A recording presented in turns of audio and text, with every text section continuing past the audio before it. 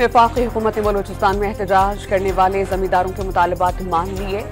वज़ीर आला बलूचिस्तान सरफराज बुख्ती की तस्दीक, किसानों को 6 घंटे बिजली फराहम करने, ट्यूबवेल्स सोलराइज्ड कराने की यकीन दहानी।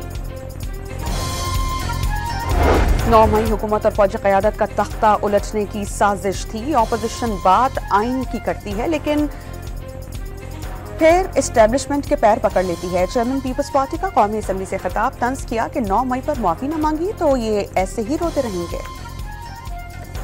मौलाना फजल रहमान का हुकूमत से फौरी मुस्ताफी होने का मुतालबा, ऐसे नताइज पहले नहीं माने थे तो अब कैसे मान लेते। सरबराह जेजुआई की मुल्तान में न्यूज कॉन्फ्रेंस। इलेक्शन कमीशन ने आम इंतखाबात से मुताल्लिक रिपोर्ट जारी कर दी। इंतखाबात में मुल्क भर से 17,816 उम्मीदवारों ने हिस्सा लिया।